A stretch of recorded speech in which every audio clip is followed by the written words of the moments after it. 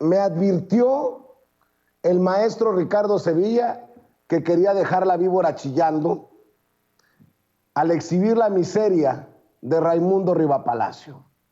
Así como le acabo de mostrar la miseria de Pedro Ferriz de Con, hay que exhibir la miseria de Raimundo Rivapalacio, quien hoy escribe una columna contra Hugo López-Gatell y dice en Twitter: el futuro de Hugo López-Gatell será el desprecio y quizás la cárcel. Llegará el momento que tenga que rendir cuentas por haber renunciado a la ciencia para agradarle al presidente López Obrador y jugar a la política a costa de miles de vidas. El presidente ya está buscando a su sustituto, escribe Raimundo Rivapalacio. Y le quiero leer la columna para darle la bienvenida al maestro Ricardo Sevilla. Dice en su columna El momento de Gatell: una persona que conoce hace tiempo a Hugo López-Gatell, el subsecretario de Salud, responsable de la estrategia para combatir la pandemia del coronavirus, dice que se lo puede imaginar perfectamente en las noches, viéndose al espejo lleno de incertidumbre sobre su futuro. ¿Tendrá uno? Sus profesores y mentores lo han criticado públicamente y él, con la soberbia que le dio el empoderamiento prestado por el presidente, menospreció a algunos e ignoró a otros. López-Gatell escogió el camino de la política por encima del de la ciencia ante el encanto del poder, que en algún momento hace casi 2 años llevó a su equipo en pensar que podría ser el sucesor de Andrés Manuel López Obrador. López-Gatell ha sido un fusible quemado desde hace al menos 8 meses, pero el presidente se ha negado a sustituirlo porque considera que el impacto negativo será sobre él. No le preocupa a López Obrador el evidente desastre de la estrategia contra la pandemia, sino su imagen y la interpretación de que relevarlo sería aceptar que se equivocó. López Obrador nunca leyó en Marx que era dialéctico rectificar, aunque habría que aclarar que el presidente encontró en el subsecretario una caja de resonancia y que así como navegaron juntos en la misma lancha hacia la catarata, hubo otros momentos en los que simplemente ignoró sus recomendaciones. La última importante cuando a principios de diciembre le habló sobre la variante Omicron y sugirió medidas para evitar que llegara como la COVID-19 y sus variantes previas por las fronteras abiertas al mundo.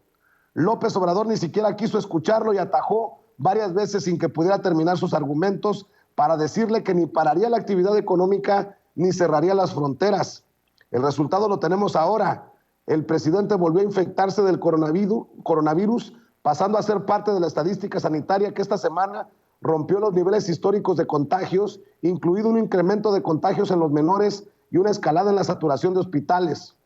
López Obrador supo de la velocidad de Omicron en su propia casa, Palacio Nacional, donde en diciembre hubo un brote, a lo que siguió el contagio de varios miembros de su gabinete que dieron positivo al COVID-19.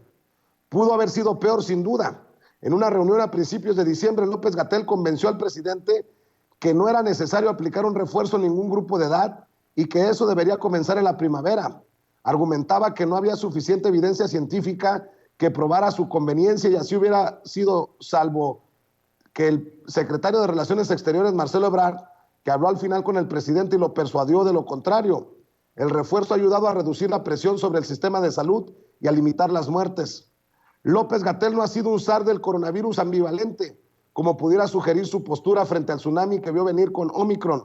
Ha sido un funcionario irresponsable sobre el cual ya existen denuncias penales por negligencia criminal que en estos momentos han podido ser frenadas y desestimadas en el Poder Judicial por la influencia del presidente sobre quienes mandan en esa rama del Estado mexicano. Pero nada es para siempre y López-Gatell terminará ante un ministerio público o una corte internacional para responder por sus sandeces, negligencias, mentiras y desinformación que probablemente provocó miles de muertes innecesarias por la mala estrategia que diseñó para contener la COVID-19. Sabían que estaban engañando a la nación. Cuando fue llamado a comparecer, su participación en el Senado fue el tema en una reunión en Palacio Nacional, donde al preguntarle si estaba preparado para enfrentar los cuestionamientos de la oposición, respondió que era mejor que se cancelara su comparecencia porque había información que contradecía por completo el discurso presidencial y desnudaba las deficiencias de la estrategia que se sustentó en consideraciones políticas, no científicas. La comparecencia se dio días después en la Cámara de Diputados, pero el subsecretario detuvo su participación mediante una justificación tramposa. Cuando lo estaban criticando, se paró y literalmente se fue. López-Gatell ha actuado con dolo sin importar tampoco, como tampoco le interesa al presidente la vida y la salud de los mexicanos. Hugo tuvo una gran oportunidad en sus manos y hacerle un gran servicio al país, pero lo desaprovechó. Recuerda a su amigo. Hubo un momento en el que le pudo decir al presidente no, eso no lo podemos hacer, pero se quedó callado. Después de eso ya era imposible que lo hiciera. El zar del coronavirus se convirtió en una caricatura de sí mismo, diciendo tonterías desde el punto de vista científico, como el que la fuerza moral del presidente lo hacía inmune a la COVID, errores con consecuencias letales por su larga oposición a las pruebas y a las vacunas, o la minimización de la pandemia. La desastrosa estrategia de López-Gatell, acomodada a los deseos y objetivos políticos del presidente, provocó que a finales de noviembre la Organización Mundial de la Salud sugirió al gobierno de México revisar la estrategia del subsecretario y pidió un extrañamiento por su posición ante las vacunas y el no uso de la mascarilla. López Obrador no le llamó la atención, pero aumentó su congelamiento y profundizó su distanciamiento.